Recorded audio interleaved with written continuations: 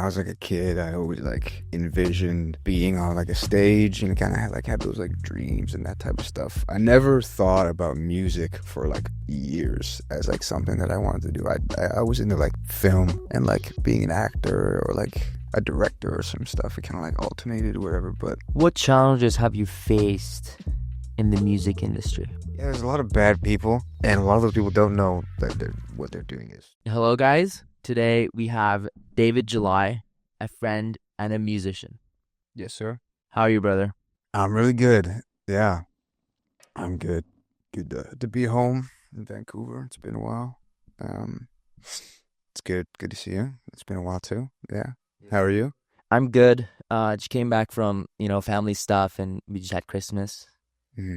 It's funny because when people may see this months away, and it's like, it's not the same time. Yeah, definitely not. So it's interesting to talk about the dates, but so you're a musician.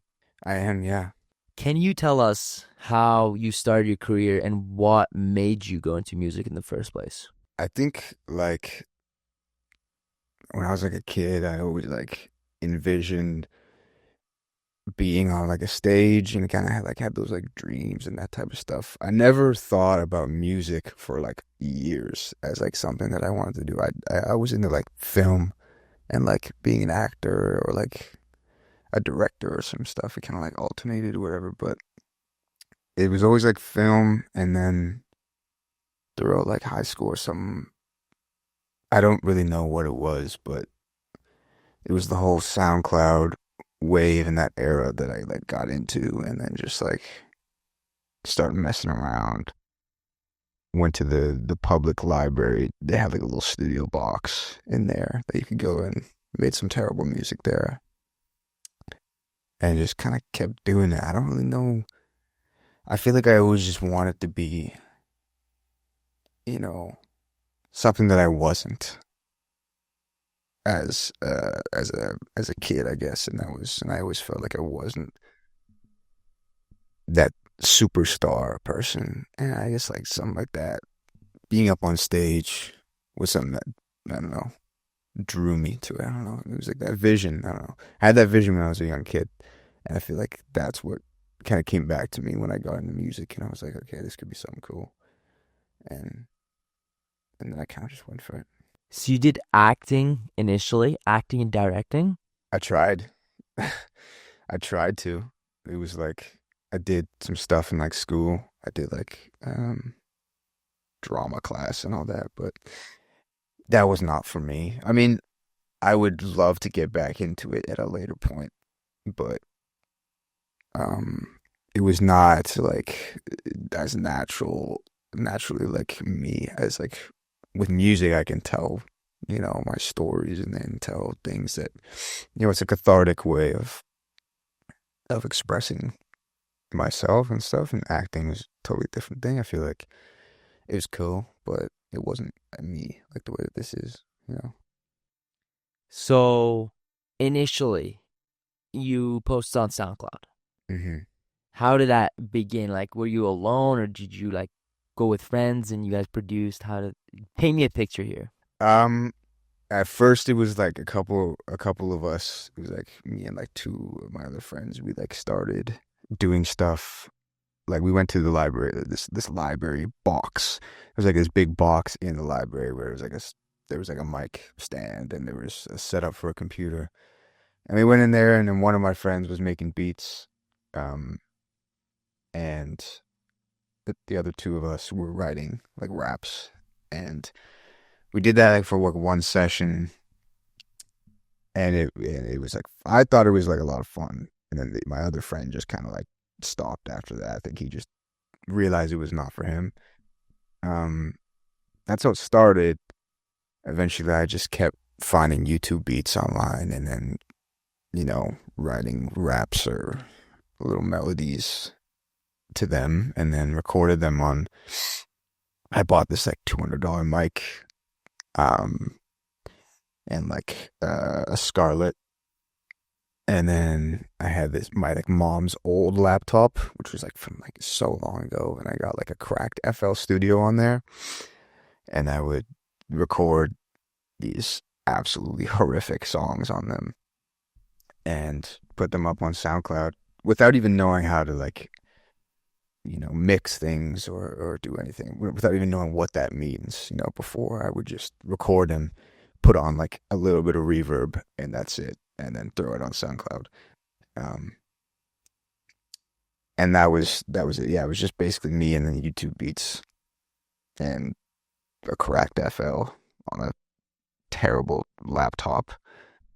Um, for a while, that was how that was. Yeah. What was the first song that kind of blew up and you were like, whoa, like this could be something I could pursue full time? I think when I did a song, there's probably maybe a couple instances. There's one song I put out where I met someone because of that song.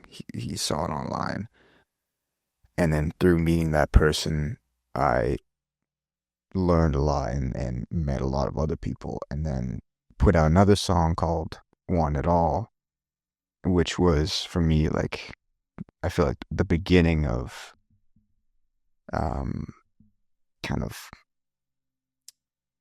being, taking this professionally and actually taking this really seriously as an actual career. That was the song that I was like, that we actually, I had things planned. I, did these videos and did like press and whatever, like, kind of all that stuff. And that was where I was like, this is dope. I want to do more of this. And yeah, I'd say that one. How did you come up with the name David July? It's very interesting. It's like the most simple thing ever. My dad's name is David. My middle name is David as well. And I was born in July. Boom. Yeah. Pretty simple, pretty easy to remember, I guess. Right away off the bat, you didn't change any names. You were David July, and that's who you were. Yes, pretty much. There was old, rap names.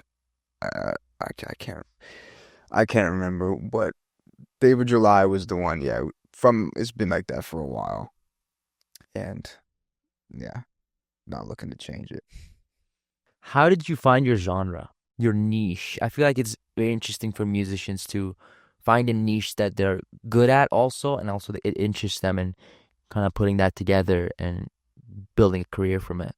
I feel now where I am right now is the most refined of like who I am. Like for a while, I started off just rapping, like just doing raps, and then I kind of did more singing stuff, um, more R&B kind of stuff going in, and then I put out a project last year that was very melodic trap stuff. And now over the past year, I've just worked a lot on who I am as an artist, and I've kind of figured out more of that. There's a lot of uh, there's hip hop, and it's very pop and rock influence as well, which makes a lot of sense because it's I listened to all of that growing up. Um, I think it's just this year I went back to you know who I was and like what kind of influenced me as a kid in my developing years, like just growing up, what music did you listen to? And I went back to that stuff, the stuff that I really love the most, what inspires me the most, what gives me that feeling the most, and then kind of created stuff, inspired by that. And I feel like that's what brought me to where I am right now.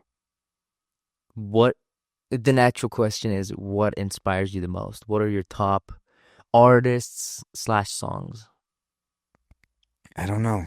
It's a hard question. Like I'm a big fan of, someone like Post Malone, um, The Weeknd. Those two are they're putting out some of my favorite stuff. But there's a difference between inspiration and influence as well. Like my influence might be from them and then from old rock, but inspiration is, I guess, something totally different. And I feel like I sometimes I have a tough time kind of trying to figure out what my inspiration is, but I don't know. Yeah, I don't know, I say them too though, or what I can say now. Yeah. Through the years, like from the beginning, you went to the library and you didn't know how to mix and master, you didn't know about the concept, and now, you're kind of having hits, right? So between that period, what have you learned and what kind of lessons did you draw that maybe would be valuable for a young musician listening to this? This is not to say that I have had reached any great amount of success yet. I've done great things. Um, I think one big thing I've learned is to not don't get too caught up in the highs and don't get too caught up in the lows. It's like you need to be consistent and you need to flow well forever. Like you can't get stuck somewhere, and I've that's happened to me. I've I've been there where it's some good may be happening, and then you get too excited, and then it falls flat or something. Or the opposite, something bad might be happening, and then you're in a bad mood, and then it's not as bad as you think, but you're still in a bad mood, and your whole head gets messed up. And um, try not to get caught up in emotions because there's a lot of emotions that goes through in this business. That I've learned that. Um, but also just you know, if you truly love it, you'll keep going for it. That's what I can say the most. What was the highest high and the lowest low so far? Highest high for me, uh, I went I went on tour. I toured the country and a bit in the US. Doing a national tour though was a pretty cool thing to do, especially at this point in my career. So that was pretty cool.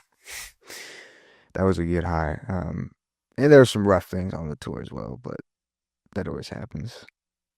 I'd say that or like releasing my album last year was. Now, you know what? The final show I did in Vancouver, that was a good one. We packed out the Roxy downtown Vancouver, and that was a great show. That was a good high. The lowest low, um, was probably dealing with the U.S. border, trying to go across, and them not letting me in to do a show. And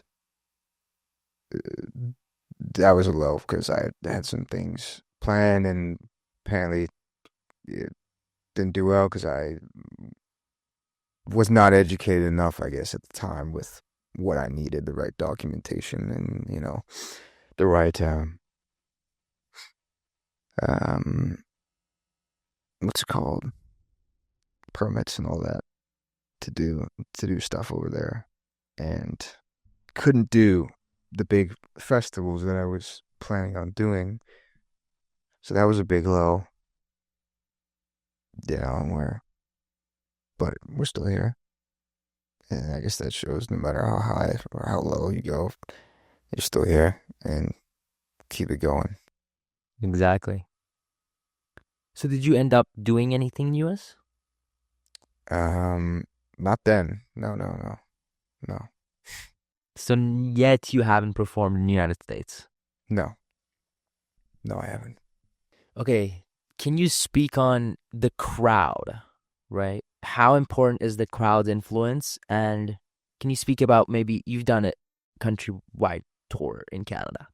Can you speak, how is the how is the crowd different, maybe from British Columbia to Toronto and different provinces? Well, I had different crowds in the different cities as well. Like I had when I did my Toronto stop on the tour, the crowd was I think they were more R&B, more of an R&B crowd. Toronto has a big R&B kind of thing going on there too. Whereas Ottawa, when I went to Ottawa, it was very hip hop and like everybody there was hype and that was a great show. It was a fun show. And Vancouver was a lot of friends, so a lot of people there that I knew were going to, you know, be super into it and support. So Vancouver, I can always expect something. I always know what's kind of going to be there. The other places I didn't. Um, but in terms of kind of like people, I mean, yeah, it was like I don't know. Toronto people are there's a lot of community there. A lot of the music community is bigger there than anywhere else, probably in the country. I'd say. Um, I've done a few shows out there. There's a lot of cliques, a lot of like groups and stuff. So I think it's not so different as anywhere else. It's like they're all just depends what kind of type of crowd, what type of music it is, really. Um, like I went to Winnipeg, and the crowd wasn't much of a crowd for that show. I'll be honest, but um, yeah, it just depends, what they're into, and but if everybody's there to support, everybody supports. I've seen that anywhere in the world, any shows. If anyone's supporting, they'll support you. Any crazy stories that you have from any shows that you've done so far? I don't know if there's anything crazy, to be honest. Um, I go, I put a lot of energy into my stuff, but I guess I don't bring out a lot of crazy shit. I don't know. I don't think, not that I can remember, to be honest. I mean, maybe the first show I ever did, in here, Vancouver, when we sold it out downtown, we like got the cops calling us like three times because it wasn't a venue. It was like we like rented out this like the party space that was basically like an apartment, and we got a stage and like lights and all this stuff, and we were you know doing stuff, and got there were like neighbors calling the cops on us like three times, and thankfully they didn't come. But that's the craziest thing I could think of right now. Not that crazy, but it's something. It's something, yeah. How do you deal with creative blocks or periods when inspiration is hard to come by? It happens a lot. There's like several ways I would go about it, I guess. One way is to just move on to something else. If I literally can't think of anything, just move on to the next thing. Write something else or record something else or whatever. Or I'll just stop and leave it, till tomorrow. Um, Writing blocks or creative blocks for me are um, I don't know, like when I don't ever seem to have a lot of trouble with them personally. I guess that's because I know what to do. I just kind of leave it for them, and I'm very good at taking my time to write something, especially now. I will write half of a song and then write the next half the next day or something. So like if I do have a creative block, I'll just stop and then do something the next day. So um yeah, usually just leave it and come back to it. That's what works for me. How How does the writing process work for you? I'm a very, I guess, melody driven person. So I tend to lay those down a lot first. I kind of just spit a lot of gibberish onto a mic with a beat over it and with a lot of different melodies. I spit like a couple hundred different melodies, like a bunch of different choruses and verses and all that with no lyrics, just gibberish. And then I pick out kind of the moments that are cool and put it together, and then I write lyrics over them. That's my process. A lot of people do kind of a similar process, and I've worked with people that do a very similar process. But I've noticed I feel like mine is a very particular way of doing this process. I think I'm I don't know if I'd say a perfectionist, but I am particular with like the things I do. Still open to doing other ways, and you kind of have to be when you work with others. You have to be, you got not everyone does the same way, but um, yeah, just spitting gibberish, then making lyrics out of them. That's why I do it. It's not gibber. Okay, yeah, I get it. I make. I'm not sure if you knew, but I make beats. Yeah, yeah, I remember. Yeah, Oh yeah, yeah, and I make songs too. Like writing lyrics for me, because I don't take it serious. It's just for fun, right? yeah. So I probably do it in like 30 minutes, like the whole a 1.5 minute verse. But then for you, it would probably be like I would assume people look more iteration, maybe going back. Like I see Travis Scott has his like big writing pad that he like crosses out. He's like, no, not this word, this word. Yeah. Like, is there the same process for you for writing lyrics per se? I'm a Google Docs guy on my phone or like a just notes app. I will come back to like if I write I'll usually now I'll write like a first draft or something and then I'll lay it down and I'm like and then I'll come back to it either by myself or with someone else who wants to join in and go through it and then like refine um how it can be better, how it can all be told better, how it can make more sense, how it can have more impact and just be more of a story or whatever. It depends what the song is. Now that's how I do it. I usually write like a first draft and then I come back. Or if it's good enough, then it's good enough. But I will always look back on it. Like I'll write something and then I'll record it and then I'll look back and see if it needs to be changed. And sometimes it does. It was a good idea, yeah. A lot of the times there's things that I'll just write in there that I know are not good, but I'm just trying to write something and I don't want to be stuck on that. Because if you get stuck on that, then you'll have writer's block. You'll be too stuck on that one thing and then you don't know what to do with the rest because you'll be focused on that. So I'll just be like, okay, I'll write a stupid line right here that makes absolutely no sense. But then I'll come back to it and then it'll make sense then. That's an interesting approach. I think that's a good approach. So you just keep the flow going, right? Yeah, yeah. That's super important, I think. Even if it's not good right then, you can always come back. If you lay down something in a good studio and later on think some words can change, you can do that. That's the power of music. You can always change it. It's never finished until it's released. Boom. Do you know Dreama?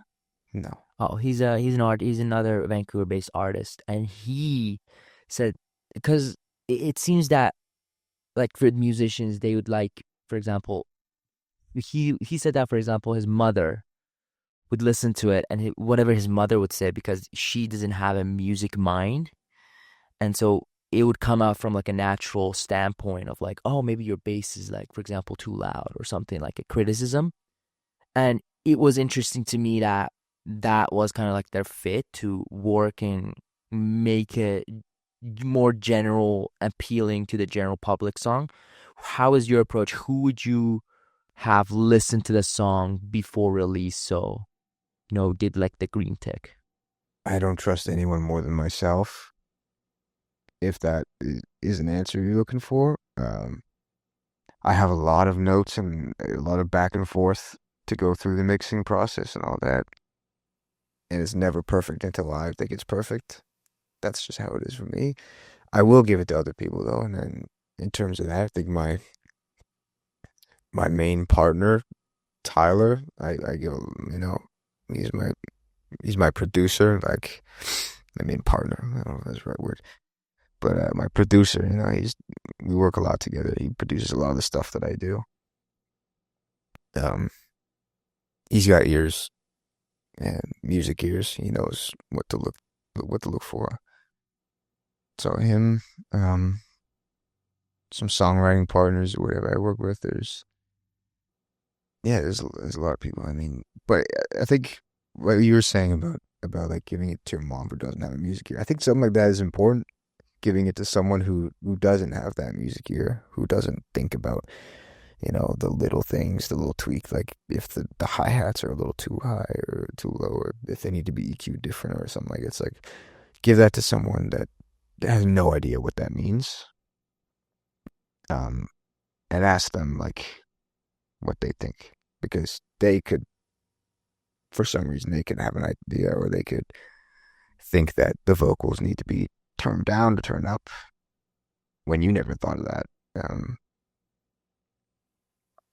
but other than them, I trust myself the most, and it's never perfect until I think it's perfect.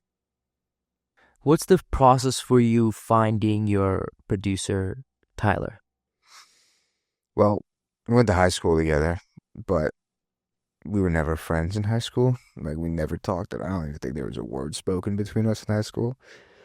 Um, but I knew he was making beats, and after I kind of, you know, when I was putting stuff out on SoundCloud. I ended up like messaging him on Instagram, and I said, "Yo, like, I know you're making beats. You want to send me some stuff?" At the time, he was like, him and a couple of his friends were making like songs together, and I was like, "I know you're making songs with these guys, and it's okay if you want to like stay loyal to them or something, but like, if you want to send beats, that'd be pretty cool." And he was like, "Yeah, for sure." And then he sent me a few, and then the first one I made, first song I made with one of his beats was a song called "How You Feel About Love," which is one of the older ones I have up. Um, and then since then, we just went to the studio a lot and kept going, and now he's a brother. You know. What's the theme of your songs? You just mentioned one of the names that has like love in it, and you know, do you tend to go more towards romance, or how does the theming work in your genre? There's a lot of stuff like, you know, love and heartbreak and in that kind of realm, I'd say. Um, but I have a lot of stuff, a lot of stories to tell, a lot of words to say about, you know, mental health and that journey and depression and that stuff. And I made songs talking about that, but I've never dug deep into my experience with it. Um, at least I haven't released anything that talks about that um, as deep as I had before. But yeah, there's a lot of emotion put into my stuff.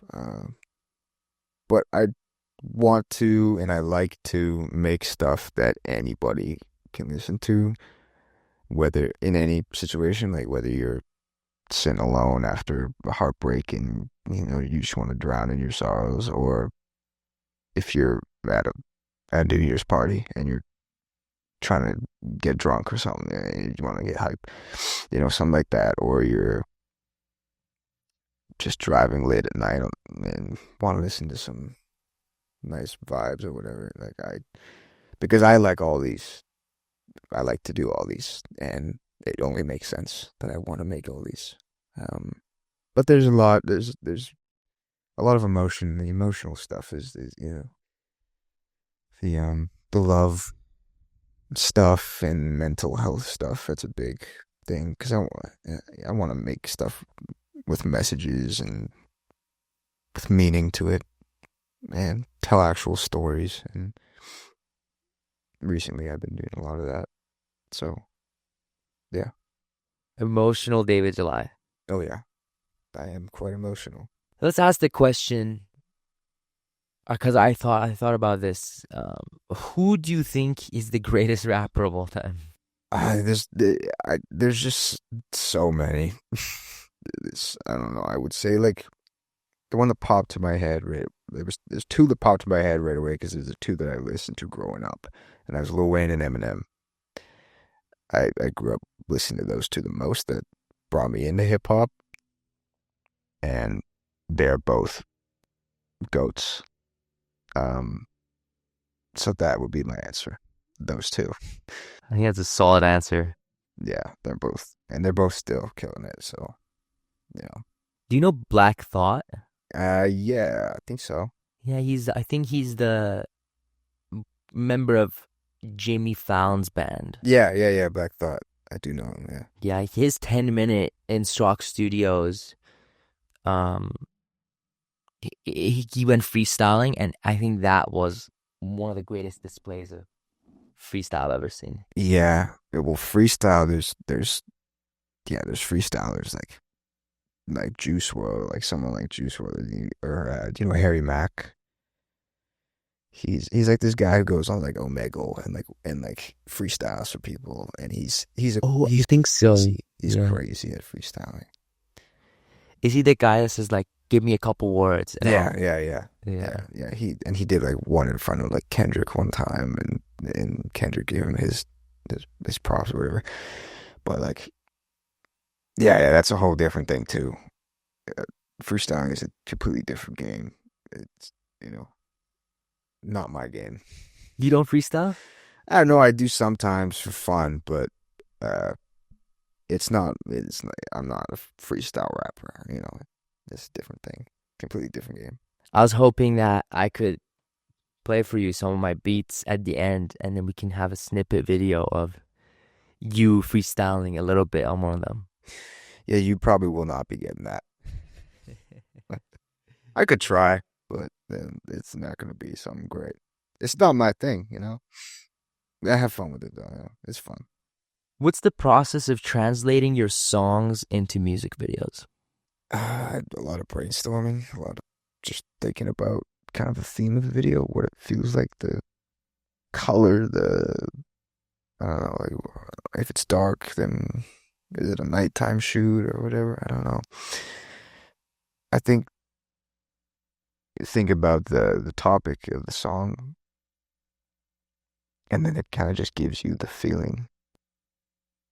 Um, I know a lot of the music videos I've done weren't even like my ideas, to be honest.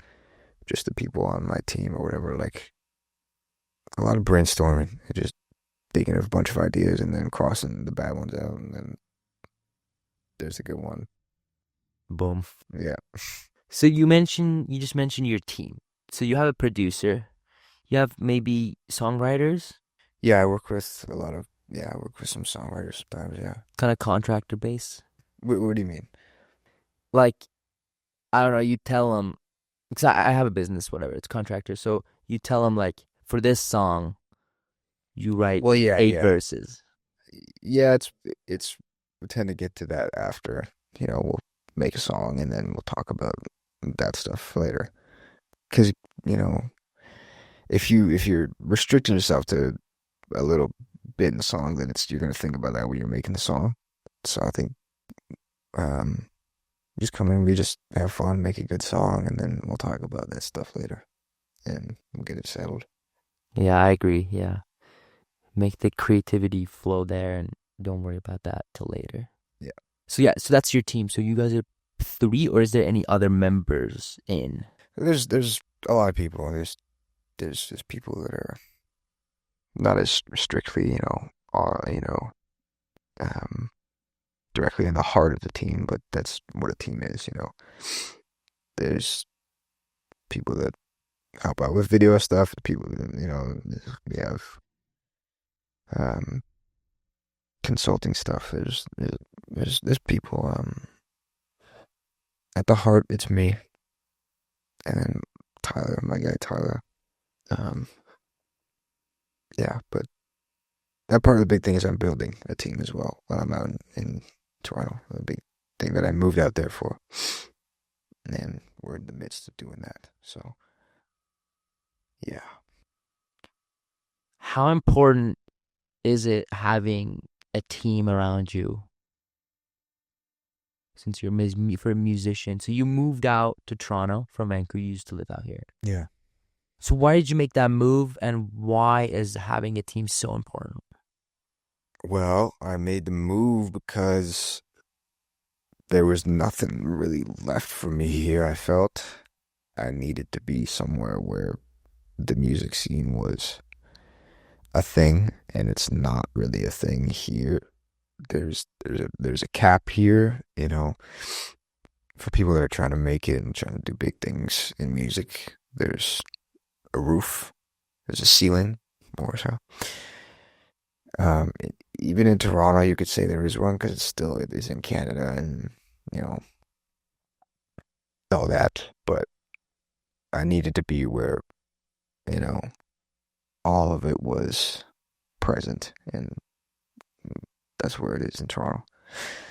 So I moved there because of all that, and I needed to eliminate any distractions I had you know, in being here. And I did all that, and it's worked. It's done well. So, in terms of team, yeah, it's vital. You need a team. You can't do everything alone unless you're fucking like a super human. I don't know. Like it's not possible. Like I don't know why you'd want to do it alone too. It takes away the joy of sharing your success and accomplishments. There's something different in being able to enjoy that all with people that you care about. Um, and yeah, you need it. You need it. It's vital. What challenges have you faced in the music industry? Yeah, there's a lot of bad people. There's a lot of there's a lot of people who are in it, to get to the top and screw anyone over they can. There's a lot of people and a lot of those people don't know that what they're doing is not the right way. So a lot of people have made it doing that, but there's some pretty sucky people, but there's also like it's just a big challenge. I think getting out of the beginning and being when you're stuck somewhere, getting out of that. Um, I think finding yourself is a thing that a lot of artists or a lot of musicians struggle with. Finding what you really should be making. I think it's mostly specific with artists because producers can make a lot of different stuff, and artists can too. But with artists, it's like if you're not really this type of musician, then why are you making that type of music? And I did that. I struggled with that for a while. I feel like just figuring out yourself and what you're really best at and who you really are as a musician is a struggle for a lot of people. Have a hard time with it. I did too. That and yeah, business is rough, but there's not a lot of money out there for everybody. Well, there is, but you know, it's not being given to a lot. What motivates you? I moved across the country for a reason. I, I, I made promises to my younger self, uh, to my family who is no longer here with us. To you know, I, uh, I intend to keep those promises, I have something to prove to myself that I'm, more than who I thought it was years ago. I think that's the best answer I can give. And lastly, what do you think is the meaning of life? I mean, to spread love, to be kind. I think that's it. The easy answer in that. But I think the meaning of life is you know, to live it the way you want. Um, a lot of people get stuck and are scared to do what they really want to do. I think to live life the way that you want to. Life is here for a reason. Why not live it the way you want? Brother, it's fantastic speaking to you. You too, bro. Thanks for having me. I wish you all the best in your endeavors. Thank you very much. I appreciate it. Thank you guys for watching. We'll see you next time.